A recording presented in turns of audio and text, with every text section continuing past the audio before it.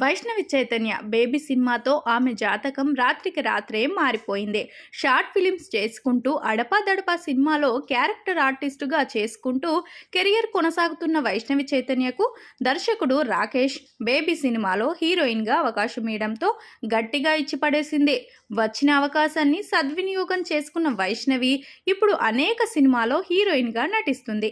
అయితే ఎవరైనా హీరోయిన్గా స్టార్డమ్ అందుకునే సమయంలో మళ్ళీ పక్క పాత్రల జోలికి వెళితే కెరియర్ ఎలా ఉంటుందో మనకు తెలియంది కాదు. అయితే ప్రస్తుతం వైష్ణవి చైతన్యకు చెల్లి పాత్ర ఒకటి వచ్చిందట. అది కూడా ఆమె చేయాలని ఫిక్స్ అవుతున్నట్లుగా తెలుస్తుంది. మరి ఇది ఆమె కెరియర్కు ప్లస్ అవుతుందా మైనస్ అవుతుందా అనే విషయం కొన్ని రోజులు ఆగితే తెలుస్తుంది.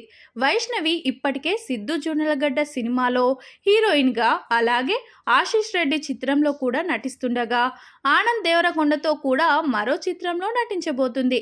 ఈ 3 సినిమాలు ఆమెకు హీరోయిన్గా అవకాశాలు ఇస్తే ఆమె మాత్రం ఒక చెల్లి పాత్ర కోసం ఆరాటపడుతుందట. గతంలో కీర్తి సురేష్ కూడా స్టార్ హీరోయిన్గా ఒక వెలుగుతున్న సమయంలో చిరంజీవి బోలాశంకర్ చిత్రంలో చెల్లి పాత్రలో నటించింది. కానీ ఆ సినిమా ఆమె కెరియర్కి ఉపయోగపడకుండా మైనస్ అయింది. ఇప్పుడు తెలిసి కూడా వైష్ణవి చైతన్య అలాంటి ప్రయోగం చేయబోతుందట. సందీప్ రెడ్డి వంగ దర్శకత్వంలో ప్రభాస్ హీరోగా నటిస్తుండగా ఆ చిత్రానికి స్పిరిట్ అనే పేరు కన్ఫర్మ్ చేశారు. అయితే ఆ సినిమాలో ప్రభాస్కి చెల్లి పాత్ర కోసం అనేక మంది హీరోయిన్స్ని పరిశీలించినప్పటికీ వైష్ణవి చైతన్య బాగుంటుందని డైరెక్టర్ అనుకున్నారట.